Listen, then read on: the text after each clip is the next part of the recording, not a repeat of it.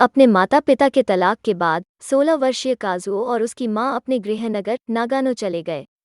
Kazuo जब वो kindergarten में था तो यहाँ रहता था, इसलिए उसे यकीन था कि वो कुछ ही समय में फिट हो जाएगा। स्कूल में अपने पहले दिन उसे कक्षा में पेश किया जाता है। अचानक एक लड़की खड़ी हो गई और जब से वे किंडरगार्टन में थे तब से उसे पहचान लिया। उसका नाम काज़ुमी था और वो बहुत समय पहले काज़ुओ के साथ सबसे अच्छी दोस्त हुआ करती थी। उसने यह भी खुलासा किया कि उसने उसका बिस्तर गीला कर दिया था और उसे एक बार उसकी पैंटी पहननी पड़ी थी। काज़ुओ को घटना याद आती है लेकिन वो बेखबर होने का नाटक करता है। स्कूल के बाद वो काज़ुमी के पास जाता है और उससे कहता है कि वह लोगों को अपने अतीत के बारे में शर्मनाक कहानियां बताना बंद कर दे। काज़ुमी का प्रेमी हिरोशी उन्हें बीच में रोकता है और उनकी दोस्ती से ईर्ष्या करता है। स्कूल के बाद काज़ुमी काज़ुओ का पीछा करता है क्योंकि वो उससे छुटकारा पाने की पूरी कोशिश करता है। वो उसे अपने पसंदीदा नूडल की याद दिलाती है जिसे वो अपनी माँ की नूडल की दुकान पर रखना पसंद करता है। जब वो कहता है कि उसे याद नहीं है, तो वो उसे घर ले आती है। उसका परिवार उसे इतने लंबे समय के बाद देखकर खुश होता है लेकिन काज़ुओ असहज महसूस करता है क्योंकि वो शायद ही उन्हें याद करता है। जबकि काज़ुमी की माँ नूडल्स बनाती है, उसे काज़ुओ को शिबिश्रा फव्वारा दिखाने के लिए कहा जाता है। नूडल्स बनाने के लिए इस्तेमाल किया जाने वाला पानी फव्वारे से आता है जो गुप्त सामग्री है। दोनों जगह पर पहुंचने से पहले कुछ मिनट चलते हैं। फाउंटेन तक पहुंचने के लिए उन्हें दो लिंगों के लिए विशेष रूप से अलग अलग रास्ते अपनाने पड़ते हैं। काज़ुमी एक डिब्बा उठाता है ताकि काज़ुओ पानी का स्वाद ले सके। वे फाउंटेन के दोनों ओर खड़े होते हैं, जिससे उन्हें डिब्बा के लिए संघर्ष करना पड़ता है और वे पानी में गिर जाते हैं। जब वे बाहर आते हैं तो उन्होंने एक दूसरे के साथ अपने शरीर को चमत्कारिक रूप से बदल लिया है। काज़ुओ को इस बात का एहसास नहीं होता है और वो बिना कुछ कहे घर चला जाता है। वो गीले कपड़े उतारता है और पहली चीज जो उसने नोटिस की वो यह है कि उसने स्कर्ट पहनी हुई है। उलझन में वो आईने में देखता है और खुद के बजाय काजुमी को देखता है। उसे यह समझने में देर नहीं लगती कि उसने उसके साथ शरीर बदल लिया है। वो अपनी माँ को बताने के लिए बाहर भागता है, जो सोचती है कि वो एक विकृत लड़की है जो अपने बेटे को बहकाने की कोशिश कर रही है। वो उसे लात मारने से पहले उसे एक जैकेट पहनाती है। काजुओ काजुमी के घर जाता है और उसे रोता हुआ पाता है। उसका परिवार भी बाकी सभी की तरह ही भ्रमित है। उन्हें लगता है कि फव्वारे के रास्ते में बच्चों ने अपना सिर मारा और उनके दिमाग में सही नहीं है।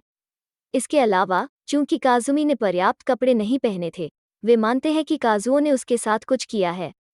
उनका गुस्सा बढ़ने से पहले काजुओ काजुमी के साथ साइकिल पर भाग जाते हैं। काजुमी की सबसे बड़ी चिंता यह है कि काजुओ उसके स्तनों को छू रहा है लेकिन काजुओ का तर्क है कि उसे उसमें कोई दिलचस्पी नहीं है।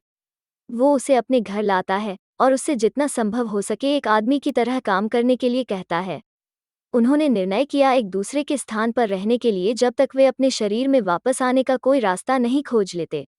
सबसे पहले काजुओ को लिंग भूमिकाओं में अंतर का अनुभव होता है जब उसे परिवार में सभी को रात का खाना परोसने के लिए कहा जाता है।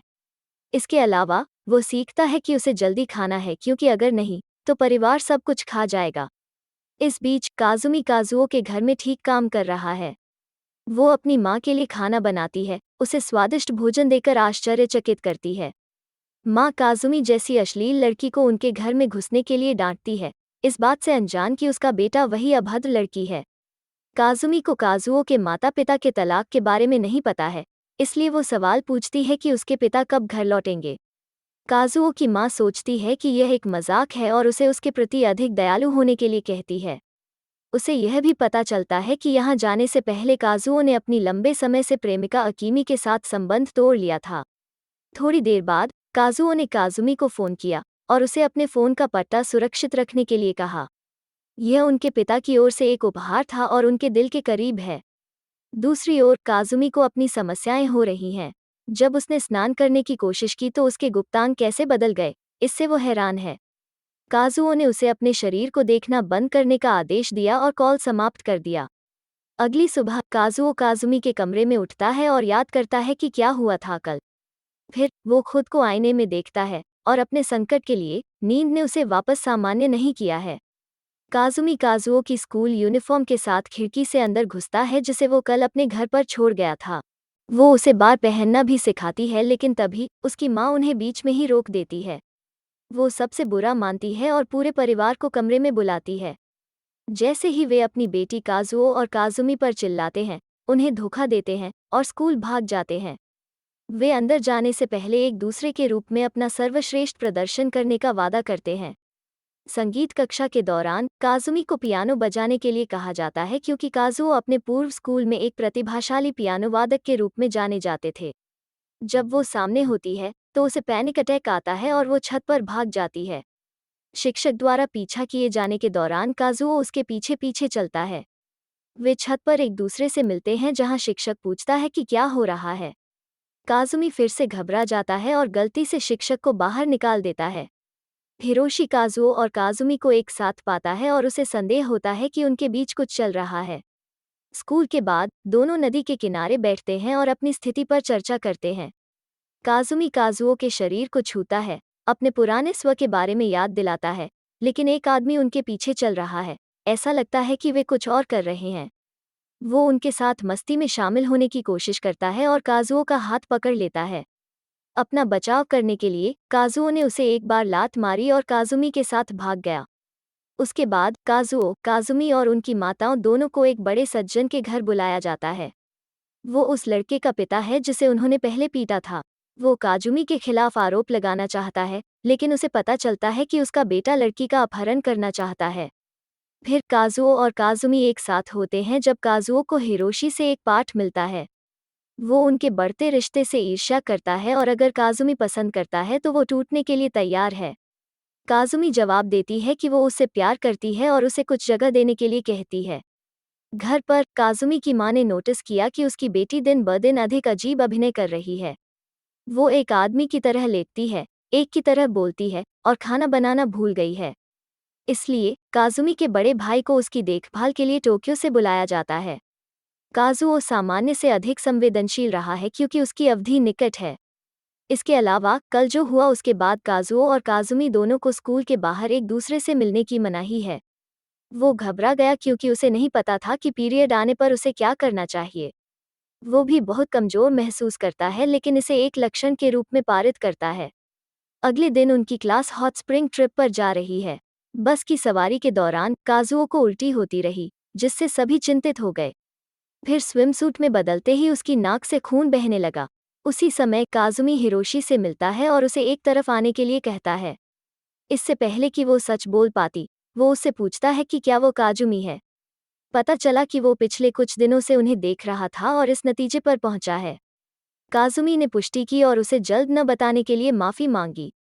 हिरोशी का कहना है कि वो अब भी उससे प्यार करता है क्योंकि वो उसकी आत्मा से प्यार करता है, उसके शरीर से नहीं। हालांकि काजुमी उसके लिए ऐसा महसूस नहीं करता है। यात्रा के बाद पहले दिन काजुओ स्कूल नहीं आता है। काजुमी चिंतित है लेकिन उसकी माँ उसे काजुओ को देखने नहीं देती है। इसलिए हिरोशी यह सुनिश्चित करने के लिए जाता है कि वो ठीक है। पता चला कि काजुओ को शरीर में तेज दर्द हुआ है और सुबह से ही उल्टी हो रही है। वो अगले दिन डॉक्टर के पास जाता है और उन्हें पता चलता है कि वो एक लाइलाज बीमारी से पीड़ित है और उसके पास जीने के लिए केवल 2 महीने हैं। काजुमी के माता पिता हैरान और दर्द में हैं। डॉक्टर काजुओ के अंतिम दिनों को दर्द रहित सुनिश्चित करने के लिए जो कुछ भी कर सकते हैं वो करने का वादा करता है, लेकिन वो इसके अलावा परिवार की मदद नहीं कर सकता।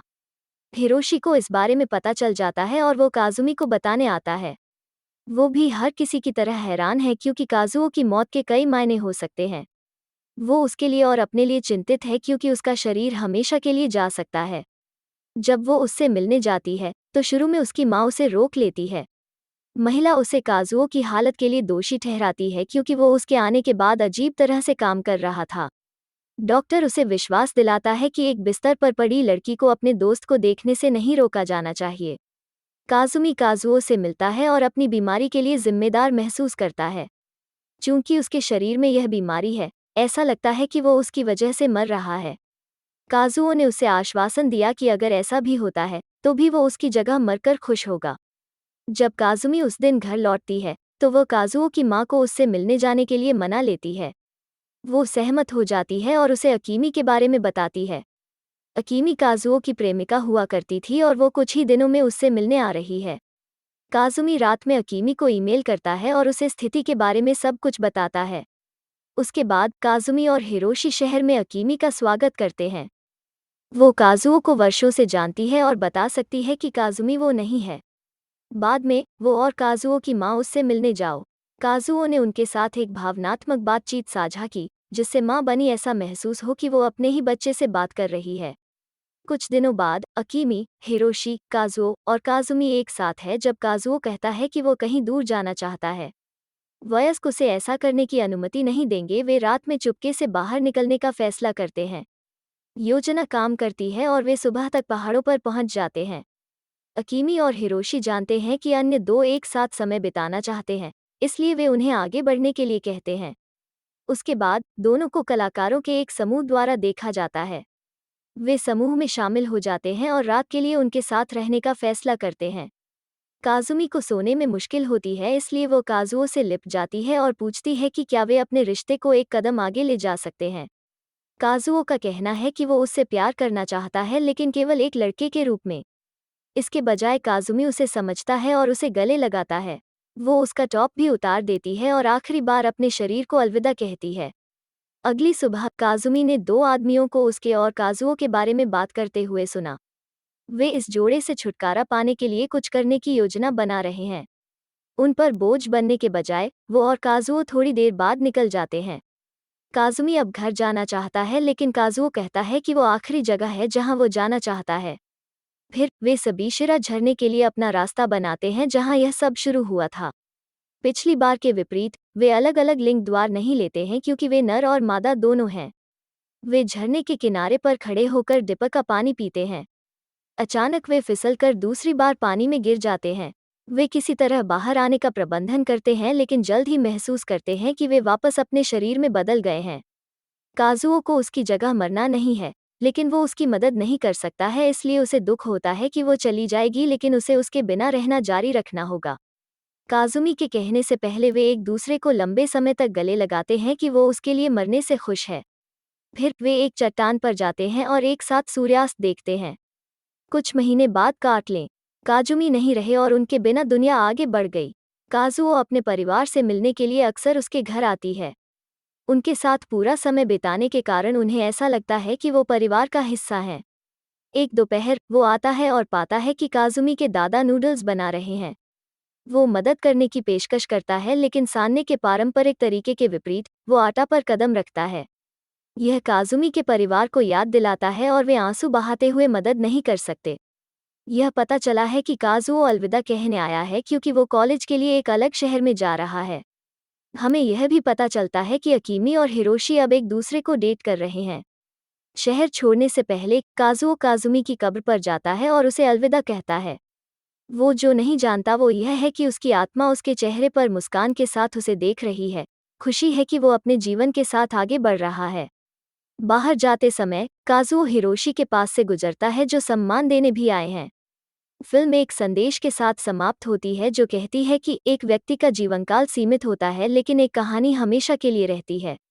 इस तरह के और वीडियो के लिए सब्सक्राइब करें, नोटिफिकेशन ऑन करें और चैनल को मदद करने के लिए लाइक करें।